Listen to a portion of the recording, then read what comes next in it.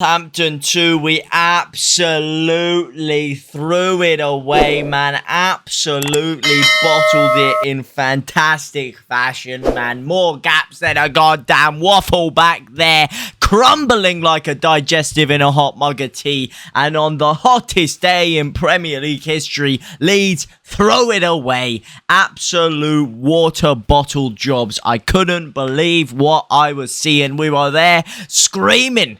It seemed like we were going to be Premier League champions.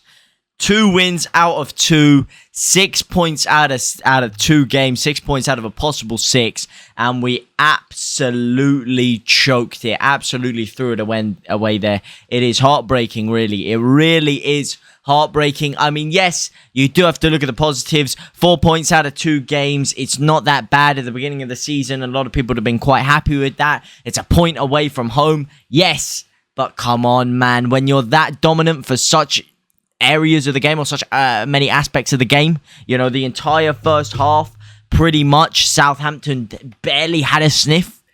Barely had a sniff. The first 20 minutes, again, Leeds starting well. You go 2 goals to the good. Should have been way more. We didn't create barely anything with the chances that we had in the first half. The amount of possession we had and the laboured performance that Southampton put up in the first half, we really should have put them to the cleaners. They were there for the taking.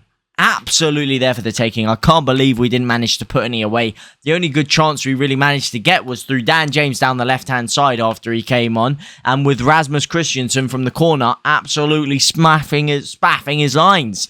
And I do have to quickly touch on Rasmus Christensen. It wasn't the best performance for him. I do not want to lamp a lot of criticism on him. I know it's early days for him in the Premier League. It's early days for him in English football. It wasn't the best conditions for him, yada, yada, yada. I don't want to make a rod for his back. I don't want to try and scapegoat him. But today, let's be real here, on the ball, he was clunky. He looked out of it. He looked out of position. He looked like a guy who, it just didn't look right. It looked awkward, man. It looked awkward. It looked like a nerd who hasn't touched grass in about 5 years trying to go and chat to a supermodel. All right? It just wasn't working. It just wasn't working. On the ball, he looked a bit clunky. Off the ball, positionally, he was getting done up a few times. But I think it was because he made a mistake early on and then he just never really recovered from it. He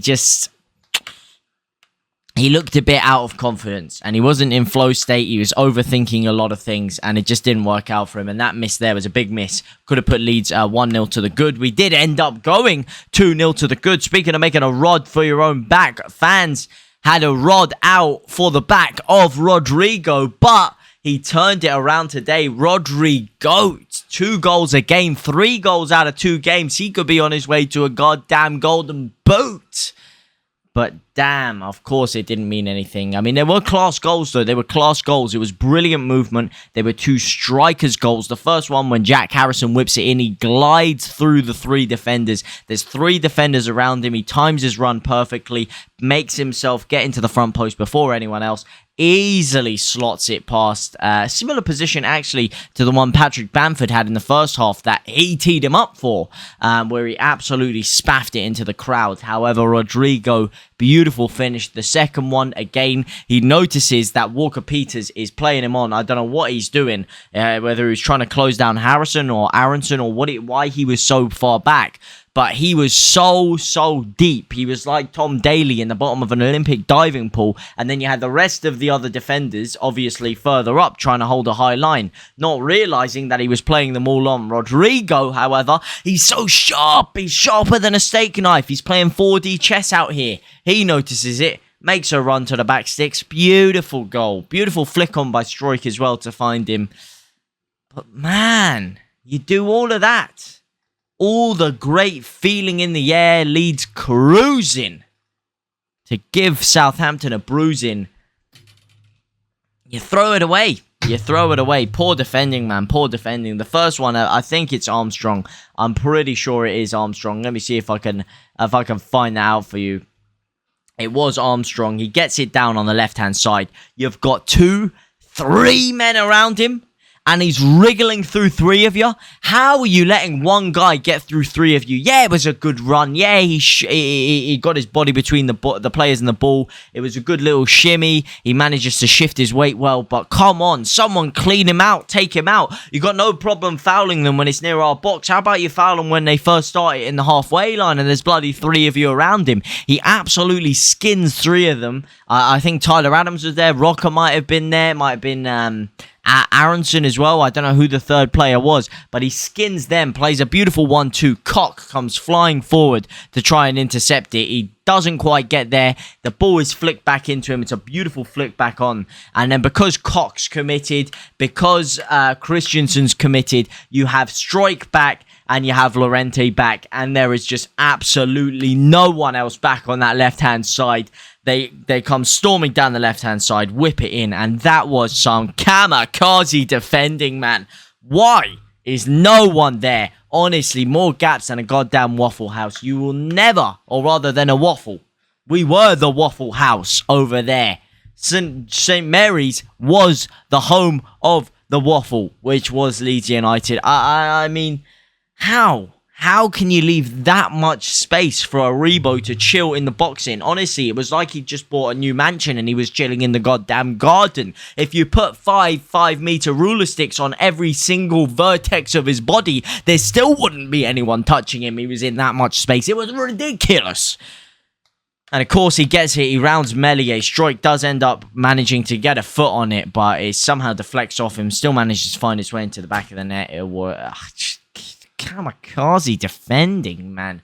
And then the second goal, I mean, Seiko Mara, I'm pretty 99% sure this is Tyler Adams. Tyler Adams on him, and he overcommits a bit. He doesn't win the ball, and he gets absolutely done. It was a beautiful piece of skill by Seiko Mara. He got himself between Adams and the ball. Little roulette past him. Oh, man, he absolutely did him. And then the ball was world class. The ball was top draw, perfectly weighted pass. Sometimes you got to hold your hands up and you got to say, look, at the end of the day, when a ball is that good and the run is timed that well, there's very little you can do. The run from Walker-Peters was timed to perfection, man. Perfection. And he gets it, and it's a beautiful finish in the corner. Melie can't do anything about it. It's a cracking finish. But the problem stems from no one closing him down early enough. No one winning that midfield battle. Letting yourself get skinned. Not taking a man down when you need to take a man down. I mean, it was a great run. It was a great ball. That one was probably slightly less defendable. But again, defeat it at the source. Okay, the source is him in the midfield. And he didn't have that much source. Well, he did display a little bit of source with the spin. You got to take him out before he does that, man. You got to take him out before. You got to intercept it. You got to get 2 or 3 men around him. You can't give him that much space, and that's what we did, mate. Again, the masters of our own demise. We really fell off it in the last 20 minutes. Ever since we got that second goal with Rodrigo Moreno, it started looking a little bit hairy. It did. We fell off it. The energy seemed to go. The players seemed to be a bit dehydrated, maybe a bit tired because they're playing in that hot weather. You could argue that we should have made some more changes. We did kind of get screwed over by the fact that we didn't have Gelhard, who's apparently picked up a knock. We didn't have Patrick Bamford, who's come off injured, and now we look really like we're up shit's creek without a paddle. We need a striker, another backup striker, just to allow us to freshen things up a little bit because we didn't make enough changes until too late, and it really showed, man. It did really show. With Bamford out, who are we going to be able to get that's Premier League proven, that's actually a good striker? I don't know. Are there any top strikers we can even get if we left it too late now? I mean, I don't think we need one in terms of goal-wise when you've got Rodrigo Moreno tearing up the business, but you need someone to come in alongside him, especially when Gelhard's out injured. We screwed ourselves over. We screwed ourselves over in the transfer market, but nonetheless, it was a good performance in patches, and some of the substitutes that did really impress me were Mateusz Klich when he did come on. I thought he was very, very good. That ball into Rodrigo where it comes flying over and he volleys it in. Whew! God damn, that was good. But aside from that, Sinisterra didn't really have that much time to impact anything, and he didn't really do anything when he did come on. 88th minute, Forshaw comes on. Again, didn't have enough time to really impact anything. It's just a shame. It's a shame. All that hard work, and you throw it away. You do throw it away. But anyway, guys, let me know what you guys think about the result down in the comment section down below. What do you think the reasons we threw it away were? What do you think could be done to prevent it? What do you think needs to be changed going forward? Let me know down in the comment section down below. As always, if you did enjoy the video, then a like would always be appreciated. And if you could help us moonwalk our way up to 4,000 subscribers before the end of the month, which we are trying to do, and subscribe and hit that notification bell so you don't miss out on any future videos, be very much appreciated. But for now, guys, I will see you very soon as well, my brothers and my sisters.